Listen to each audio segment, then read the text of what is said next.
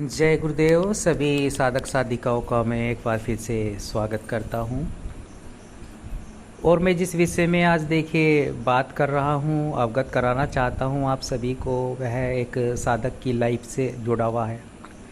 एक साधिका की, एक साधक की जो क्या उनकी लाइफ होती है, क्या उनके जीवन कैसा होता है साधना पथ पर, क्या क्या कठिनाइयाँ आती हैं, क्या क्या मार्ग में परेशानियाँ बाधाएं आती हैं, वो सब। तो उस विषय पर मैं थोड़ा चर्चा करना चाहता हूँ। देखिए, इसलिए मैं कहता हूँ जो एक साधक की लाइफ होती है वो बड़ी जो है डगर ये सोच समझ कर ही जो है इस पर चलना चाहिए। जो सक्षम हो और जिसमें आत्मविश्वास हो, प्रबल आत्मविश्वास हो, वही इस पर चले। क्योंकि इस साधनात्मक मार्ग पर कई वे मोड़ आते हैं जहाँ हताश हो जाता है साधक या साधिका, ठीक है, जहाँ आप निराश हो जाते हैं। कभी कभी ऐसा होता है साधनाओं में कि आप 41 दिन की साधनाएं करते हैं और सफलता प्राप्त नहीं हो पाती आपको, ऐसा भी होता है। लेकिन वहाँ वह साधक पार पा पाते हैं, वह निकल पाते हैं जो 41 दिन की साधना तो कर ली है। हो सकता है पता नहीं क्या कारण है, हमारे पाप दोष हैं या क्या कारण हो गई जिसकी वजह से यह शक्ति परीक्षा ले रही है जिसमें हमें रिजल्ट नहीं मिला उस साधना में। लेकिन तब क्या होता है, जो साहसी साधक होते हैं वे हार नहीं मानते हैं, वो आगे बढ़ते हैं, वो साधनाओं को और करते हैं, वे हार नहीं मानते हैं। तो सफलता वो साधक प्राप्त करते हैं। वरना कुछ साधक तो बीच में ही छोड़ देते हैं। उनके मन में ये भाव उत्पन्न हो जाता है कि कुछ होता नहीं है, दिमाग में ये होता है नहीं होता है, फिर वही बातें आने लगती हैं, अविश्वास होने लगता है मंत्र के प्रति, शक्ति के प्रति। तो कई साधक छोड़ देते हैं बीच में।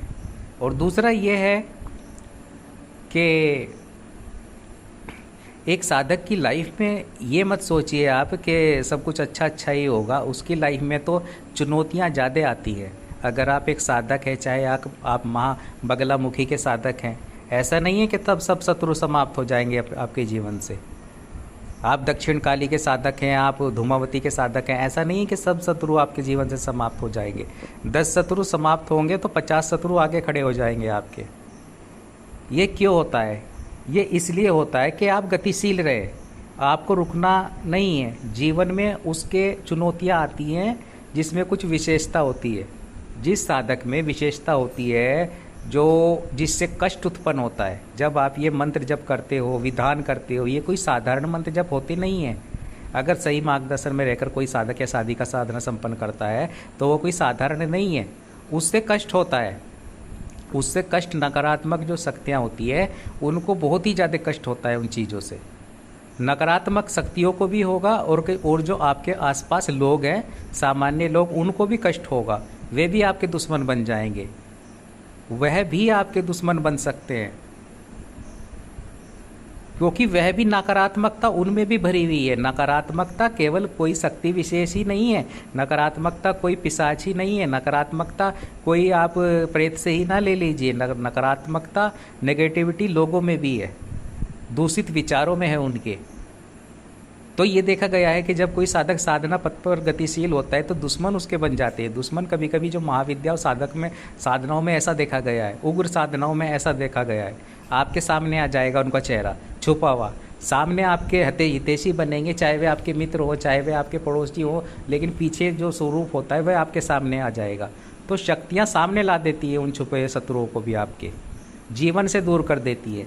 अब आप ये मत समझिए वो आपके जीवन से दूर हो रहे हैं, तो ये मत समझिए कि आपकी हानि हो रही है। ये समझिए कि शक्तियों ने उनको दूर कर दिया है, क्योंकि वे आपके साथ विश्वासघात करते हैं। विश्वासघात करते हैं, आपके सामने कुछ और पीछे आपकी बात बनाते हैं, पीछे आपका अहित करेंगे, आप पे तंत्र प्रयोग करेंगे, आपको हानि पहुंचाने की कोशिश करेंगे, हर तरह से रोकने की कोशिश करेंगे, मार्ग से भटकाने की कोशिश करेंगे। तो ये चीज़ होती है। तो इसलिए एक साधक के जीवन में चुनौतियाँ भी आती है।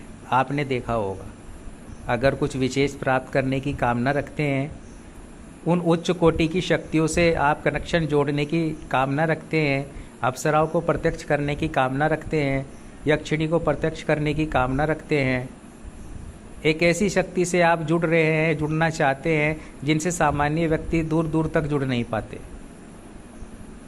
सोच भी नहीं सकते। वहाँ आप उनसे संपर्क स्थापित करने की चाह रहे हैं, संपर्क स्थापित करने की ओर बढ़ रहे हैं, गतिशील हो रहे हैं। तो मार्ग में कठिनाइयाँ तो आएंगी, क्योंकि वे पारलौकिक शक्ति हैं, वे आपको धोखा नहीं देंगी।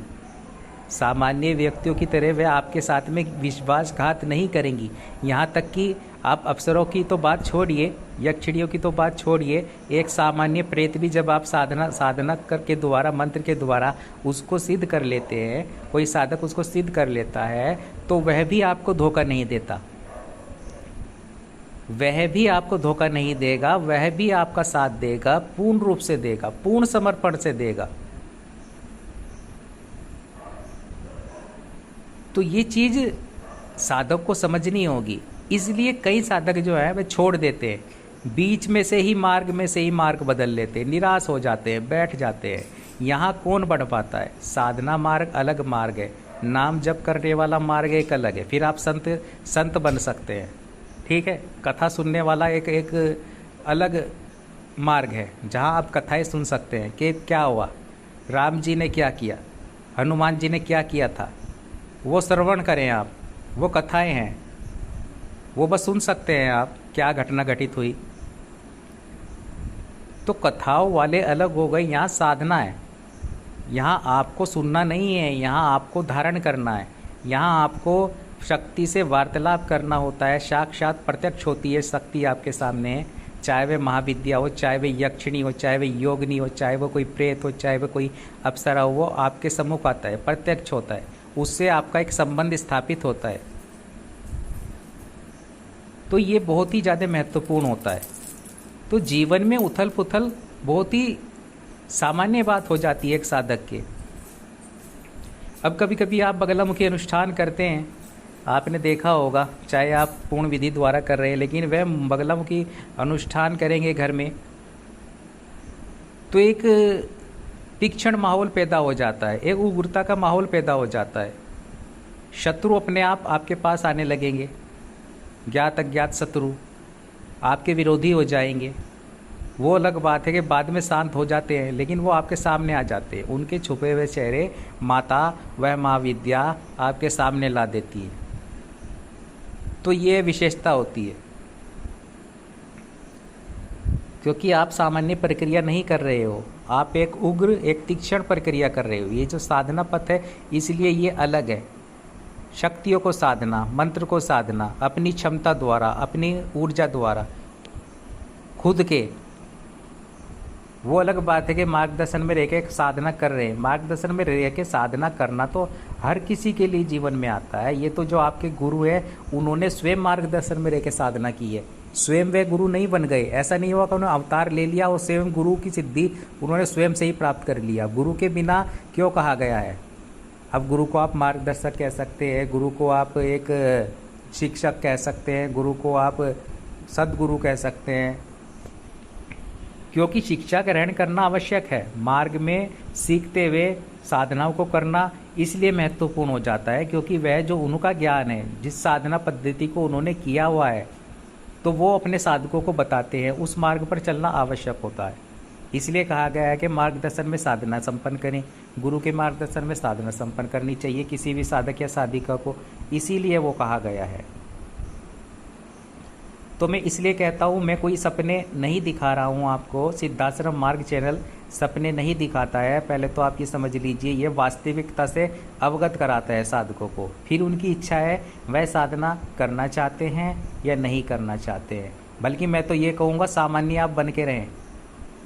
अगर आप में हौसला नहीं है और आप में इच्छा शक्ति आपकी प्रबल मजबूत नहीं है, तभी आप प्रत्यक्षीकरण साधनाओं की ओर जाएं, तभी आप एक साधक बनने की ओर गतिशील हों, वरना आप सामान्य पूजन करें।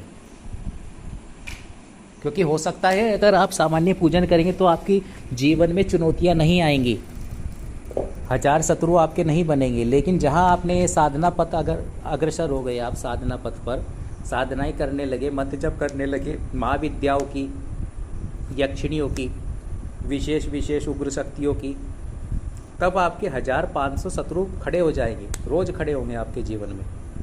क्योंकि जो माता की सहचर्या होती है उनको भी चाहिए, उनको भी भक्षण करने के लिए चाहिए होता है, उनको भी चाहिए होते हैं शत्रु। और चुनौतियाँ आती हैं साधक के सामने, चुनौतियाँ आती हैं श्री कृष्ण के सामने, चुनौतियाँ आती हैं श्री राम के सामने, चुनौतियाँ आती हैं रामकृष्ण परमहंस के सामने, चुनौतियाँ आती हैं शंकराचार्य के सामने, चुनौतियाँ श्रेष्ठ व्यक्तित्वों के सामने ही आती हैं।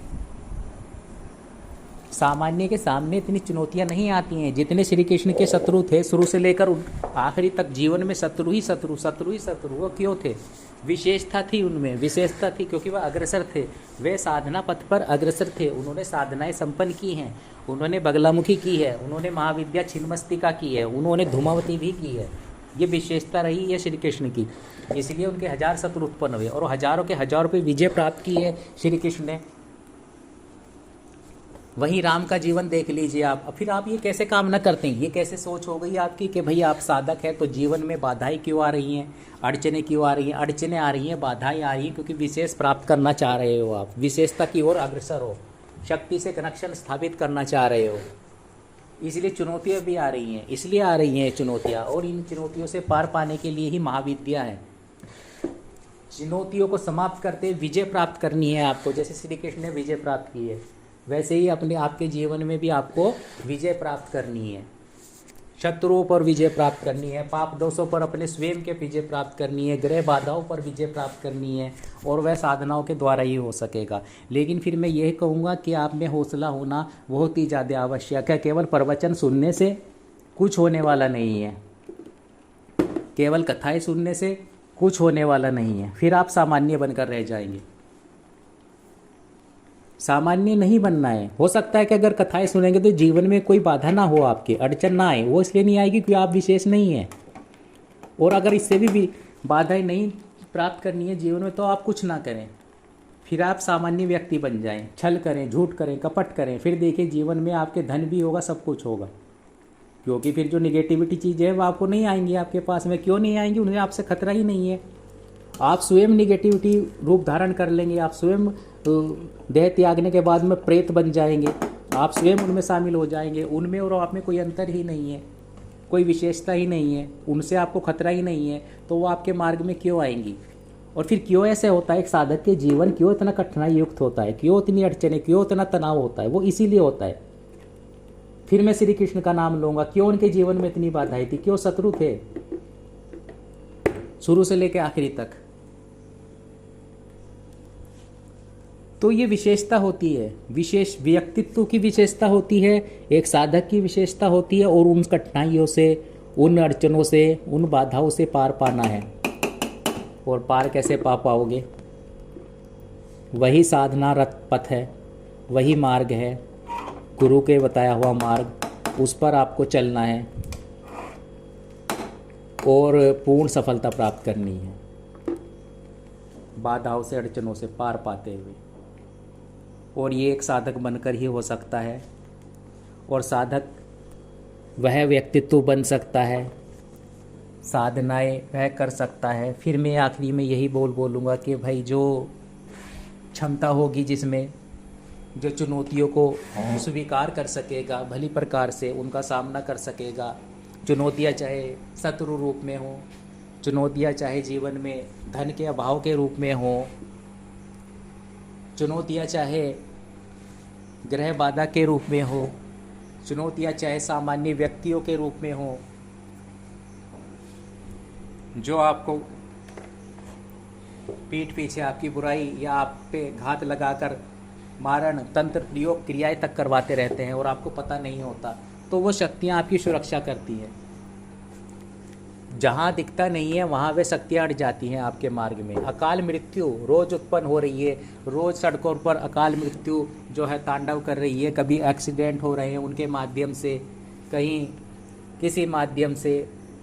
तो अकाल मृत्यु का योग किसके जीवन में कब हो जाए ये कोई जानता नहीं है, लेकिन वह महाविद्याएँ वहाँ भी रोक देती हैं, वहाँ भी उसकी सुरक्षा कर देती हैं, उस साधक की, उस साधिका की। तो ये विशेषता होती है। तो आप ऐसे साधक बने, क्षमतामान बने, जहाँ हार ना माने चाहे वह साधना का मार्ग हो, चाहे वह शत्रुओं पर विजय प्राप्त करना हो, किसी भी फील्ड में पूर्णता प्राप्त करें, इतनी आप में क्षमता हो। और एक बार साधना में सिद्धि अगर नहीं मिली, दूसरी बार करें, हार ना माने, तो हार ना मानने वाले साधक ही सफलता प्राप्त करते हैं जीवन में या किसी भी मार्ग में जीवन के। तो ऐसे ही आप क्षमतावान बने और सिद्धि प्राप्त कर सकें। अपनी ऊर्जा, अपने तप, अपने मनोबल के आधार पर, इसी कामना के साथ में मैं सद्गुरुदेव के चरणों में प्रार्थना करता हुआ आज्ञा लेता हूँ। तो जय गुरुदेव, जय माँ छिन्नमस्तिका।